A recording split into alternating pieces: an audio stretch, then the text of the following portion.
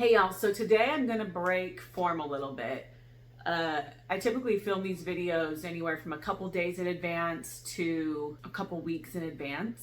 But today I'm filming this video the day before you get this email. The reason I wanted to film this right now is I want to be really present and really centered with y'all in the current emotions I'm experiencing. Just a straight on conversation with you and me and how we work through hard emotions. So today I woke up actually feeling pretty motivated and like ready to tackle the day. And then very rapidly, probably within like 30 minutes of waking up, it did not feel that way anymore. I started feeling extra emotions starting to come on, and these emotions were heavy. And as they all just kept coming on, different emotions piling on top, I ended up just feeling like not great anymore. So in the past, I would want to get back to the feeling I had earlier in the day, but I've also learned enough that these hard emotions, these ones that can be really heavy, serve a purpose. And if we cover them, right? So I feel these emotions and they're all stacked, and then I cover them with a layer of happiness, I've now trapped these emotions. And trapped emotions are never good. Of course, there's times where sometimes you just got to put on a happy face, right? And then deal with these later. But right now I have the time and space to deal with what I'm feeling, or I could just like pretend I'm happy for my family, but I'm not, right? Also acknowledging that I'm not like feeling this like ease to life. I'm feeling a lot of heavy things. Also helps me not lash out at my family because I know they're not making me upset, that I am already in a really heavy state, a really emotion full state. I am full of emotions. And so how to deal with that. So let's talk about how to deal with that by not putting on a happy face and like really digging in. And at this point in the day, I still feel not 100. So that's why I want to talk about it now while I'm like in it. So the first thing is to realize when these things start piling on. It might be stress. It might be anxiety. It might be fear. It might be sadness. It might be heartbreak. It might be anger. It might be sorrow, frustration, hopelessness. First thing is figure out what you're feeling. So think of a word that explains it, and it might be multiple words. Ask yourself, what am I feeling right now? And here are the words that I'm feeling right now. Not one feeling, which is when things get really heavy, right? It's like when I'm just sad, I can like place that. It's easier. But when I have these multiple emotions, they're usually from different things, and they can even be from connecting things. So it gets a little harder to unpack. So right now I'm feeling overwhelmed, stress. I'm feeling a shift in a lot of relationships, friendships, which is feeling unsettling would be a word. I feel unsettled. I feel a sense of hopelessness, but I don't feel hopeless. But the emotion I would say I'm feeling is like hopelessness. And because of all that, I feel kind of like bummed, like sad. And I also feel some anger at the fact that I feel like there's not many people I can communicate with about the way I'm feeling, who won't just tell me everything's fine and it's fine, everything's fine. I feel like my emotions won't be validated by anybody. You may feel like you have these emotions and there's nobody to say, well, shit, that must suck. That must be heavy to carry. You might have people in your life that are just like, well, but there's so many things to be grateful for and you should be grateful. Okay, once again, that's covering up all this that you're feeling with false happiness and actually burying emotions inside of you. So they're not gone.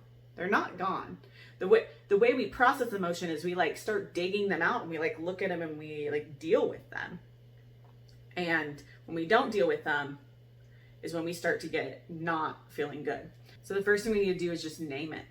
Name what you're feeling. And it doesn't have to be one thing. It can be a lot. And as you're naming what you're feeling, it's good to kind of pinpoint maybe where that came from. So I feel overwhelmed by the road ahead. I feel stressed about all the things going on, or if you can even name a specific thing. I feel stressed about this, this, this. I feel anxious about this, this, this. Really, instead of just I feel anxious because of, or I feel anxious when, or because of blank, I feel anxious. These are good sentence structures to like put your emotion in place. Because maybe you feel stressed, but like your kids aren't actually stressing you out right now, it's something else. But sometimes then your stress about something else leaches into that relationship. So it's really good to get specific about where these emotions are stemming from. It's also a good idea to, when I was verbalizing to my husband, I told him that I feel hopelessness, but I don't feel hopeless. It's a distinction, right? But it's a small distinction. There's a difference between feeling like everything is hopeless and have a feeling of hopelessness. One is much more all-consuming. So are you feeling consumingly hopeless? Or are you feeling hopelessness as a byproduct of something that's going on in your life? But you're not hopeless about everything, right? You just have this undercurrent of this emotion. So name your emotions and then get specific about where they came from. My stress. When does my stress spike? Is it when I go online? For me, that's a heck yes. Is it when I'm unorganized? For me, it's a heck yes. Is it when I know I could be planning more and I'm not? That's a heck yes for me as well. What is creating the stress? And is there a remedy, right? So if going online and scrolling Facebook is making me feel stressed, going online makes me feel stressed, then what happens here can change the output here. So if going online makes my stress rise, then what do I need to self-diagnose and self-do because I want peace? So if going online makes me feel stressed, then I know what I need to do. I might need to stay offline, especially when I'm feeling lots of heavy emotions. So now we have our emotions named and we kind of have an understanding of what is the cause effect, right? What causes this emotion? And once again, it might not be a simple answer. It could be like, well, my husband lost his job, my kids aren't in school, my country's a mess. Like it could be lots of things, all right? So you don't have to pick just one. List them all out. And then start unpacking which of these things you have control over. So if going online makes me feel stressed, I have control over me going online. I do not have control over what people are posting, but I have control over my action of going online. So start breaking these down. What do I have control over? And there are going to be things out of your control. Or it might be like, my husband lost his job, so our finances are stressed, therefore I'm stressed. Husband lost his job, no control.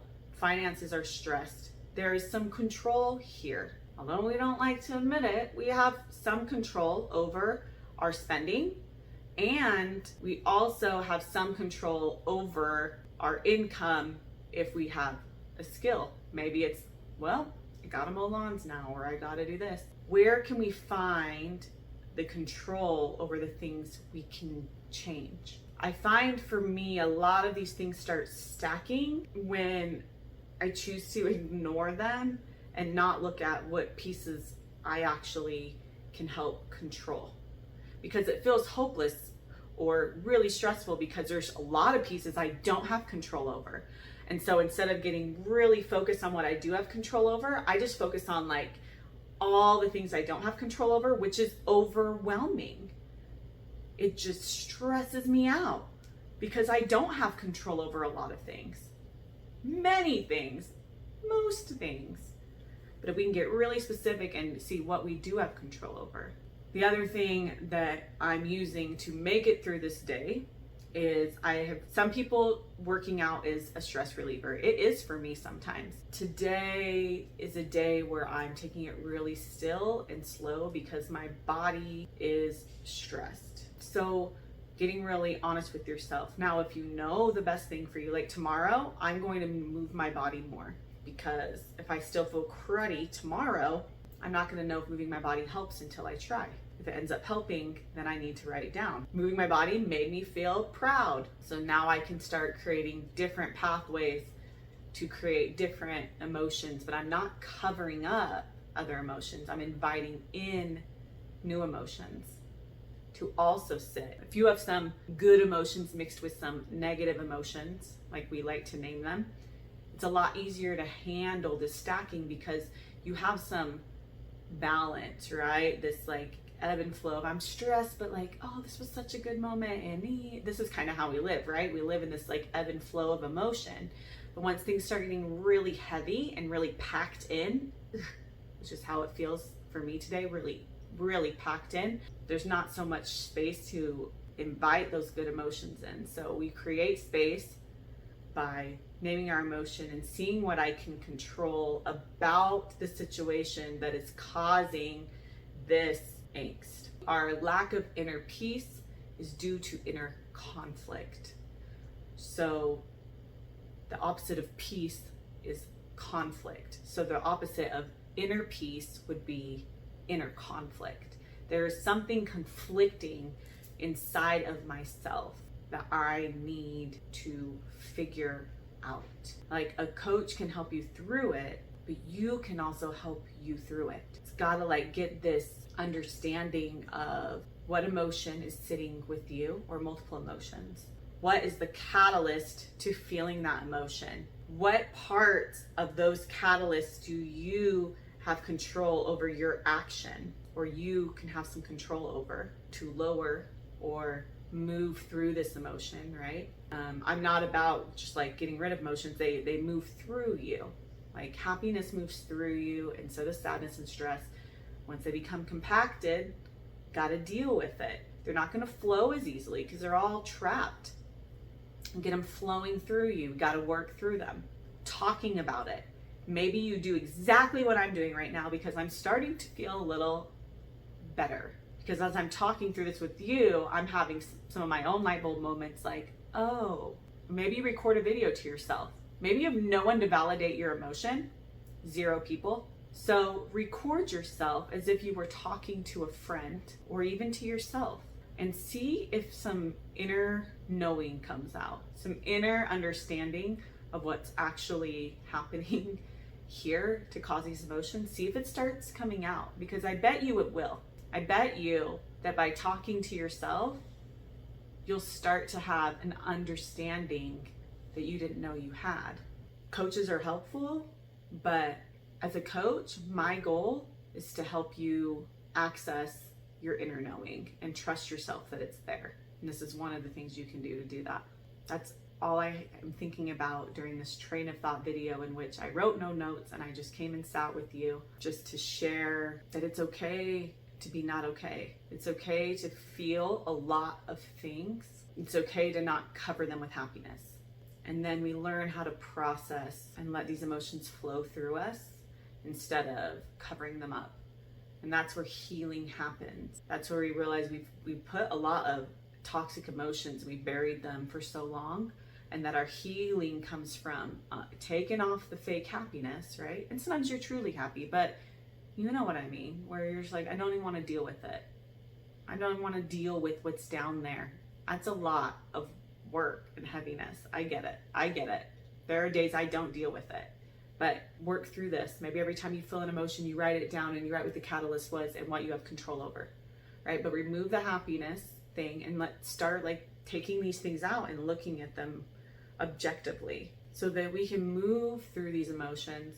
They can add to our life, because as I understand where my stress is coming from, I understand myself better. I understand the world better. I understand other people's stress better because I understand my own stress better.